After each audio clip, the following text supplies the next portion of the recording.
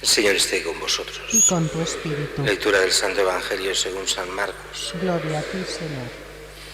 En aquel tiempo, cuando salía Jesús al camino, se le acercó uno corriendo. Se arrodilló ante él y le preguntó: Maestro bueno, ¿qué haré para heredar la vida eterna?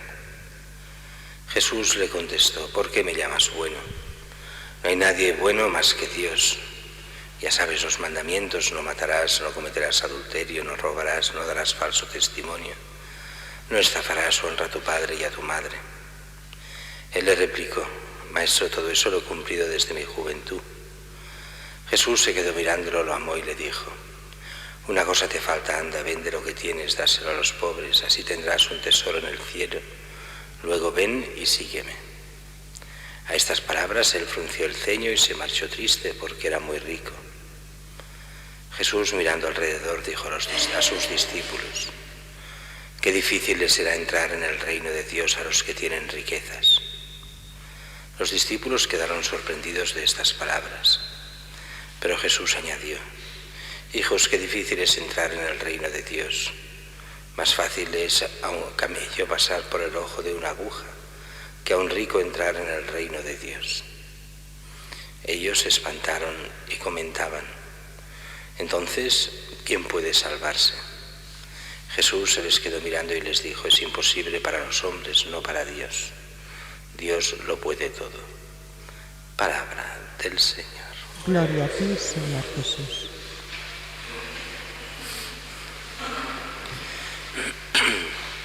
Estamos hoy ante el Evangelio del que le llaman del joven rico, y se le dice joven no porque en ningún sitio se diga que sea joven, sino por cómo empieza este Evangelio, que dice: Jesús salía al camino y se le acercó uno corriendo. Este corriendo hace suponer que ha de ser relativamente joven. No puede ser una persona mayor, que además en la mentalidad judía esto de correr era más de jóvenes, aunque también es verdad que vemos a Pedro corriendo, aunque Pedro en la época de Jesús era joven, no era de los más jóvenes, pero era joven, debía tener cerca de los 30 años más o menos. Y aquí lo vemos corriendo, así que ha de ser joven. Se arrodilla ante él, se prostra ante él, le pregunta: Maestro bueno, ¿qué haré para heredar la vida eterna? Una pregunta que todo el mundo se ha hecho, al menos todos los cristianos, al menos en momentos de conversión o en momentos iniciales, o en cualquier momento de la vida uno hace y se repite: ¿qué tengo que hacer para heredar la vida eterna? Y es una cosa que es curiosa porque va contra toda una mentalidad que después es protestante: no hace falta hacer nada, yo ya estoy salvado, Dios salva, ya estoy salvado. Sí, de acuerdo, pero ¿qué tengo que hacer? Porque todo el mundo se da cuenta de que hay ese principio moral que es hacer el bien y evitar el mal. Es el principio de la moralidad y que entra también ante cualquier conversión. ¿Dónde está el bien? ¿Qué es el bien? ¿Qué es este bien que tengo que hacer? ¿Cuál es el mal que debo evitar? Y la revelación nos enseña el camino, que es Cristo, y seguir sus enseñanzas. Y estas enseñanzas, ¿cuáles son entonces? Y es lo que todo el mundo que tiene una conciencia que procura ser recta en muchos momentos de su vida se plantea. Y Jesús responde de una forma extraña para nuestra mentalidad, con una forma muy oriental: ¿por qué me llamas bueno? No hay nadie bueno más que Dios. Y es una mentalidad muy oriental, como diciendo: ¿por qué me llamas bueno? Porque tienes razón, pero piensa que la bondad solo es de Dios. Una forma muy a la oriental de proclamarse Dios él mismo. Dice: ya sabes los mandamientos, y nos da los que se llaman normalmente de la segunda tabla: no matarás, no cometerás adulterio, no robarás, no darás falso testimonio, no estafarás, honra a tu padre y a tu madre. No habla de los mandamientos de Dios, los primeros, los que se dedican directamente a Dios. Y lo hace expresamente, porque para un judío, y cuando un judío se plantea moralmente las cosas, algunas las tiene clarísimas, que es Dios. El problema está con el prójimo. Hoy el problema es doble. Hoy es no entender nada del prójimo y entender menos aún las cosas de Dios. Con lo cual, en nuestra época hemos de insistir primero en Dios para que después se pueda amar al hombre. Pero en aquellos tiempos la primera parte se daba por hecha, porque el buen judío esa la tenía clarísima. Así que le da los de la segunda tabla. Y este dice: maestro, lo he cumplido desde mi juventud. Y aquí hay una cosa curiosa, que dice que Jesús se queda mirándolo, dice, lo amó y le dijo: una cosa te falta, anda, vende lo que tienes, dáselo a los pobres, así tendrás un tesoro en el cielo, luego ven y sígueme.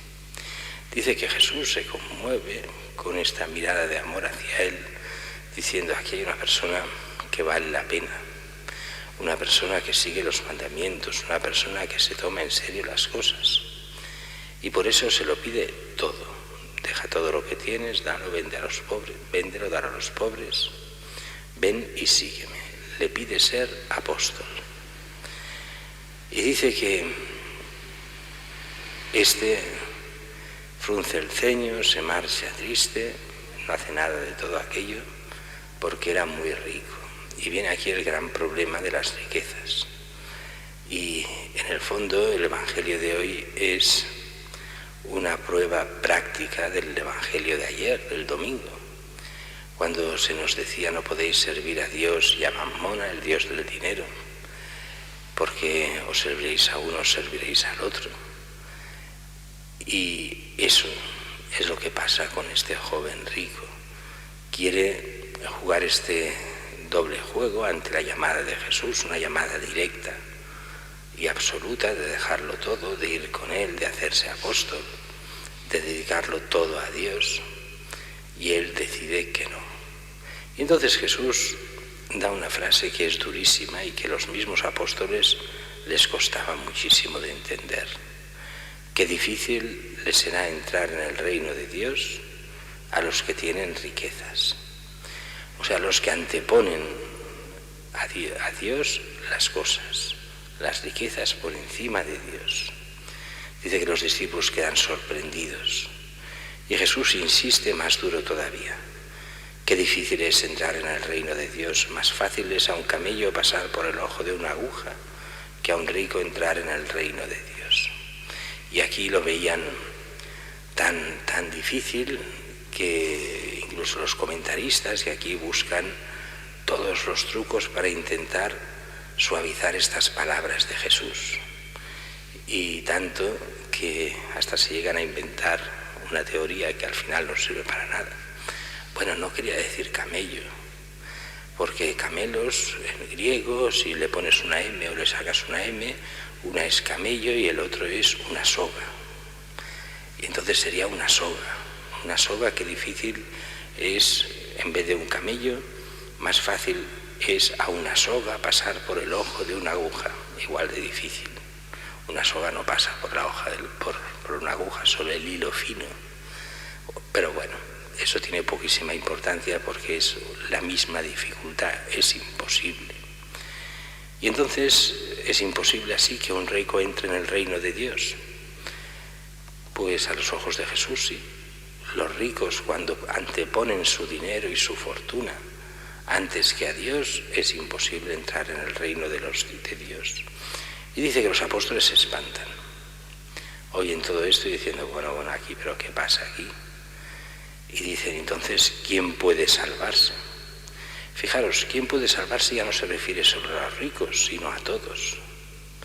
Y dice, Jesús se les queda mirando y les dice: es imposible para los hombres, pero no para Dios. En el fondo nos está diciendo: para salvarse se necesita una cosa, que es la conversión, y solo Dios nos puede dar la gracia de la conversión.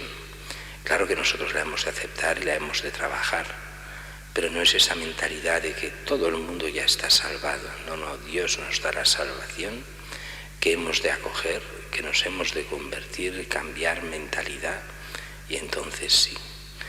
Será después el mismo Concilio Vaticano II que nos dirá que claro que los ricos pueden salvarse, pero cambiando absolutamente de mentalidad. entendiendo que las riquezas son para el bien común, entendiendo que no vale el enriquecerse por enriquecerse, que lo primero es la justicia social, que somos solo administradores de aquello que tenemos y no propietarios, que no podemos llevarnos nada de esto al cielo, sino que con el bien que hagamos con nuestros bienes hemos de hacernos un tesoro, pero no aquí, sino un tesoro en el cielo, del cual disfrutar en la vida eterna.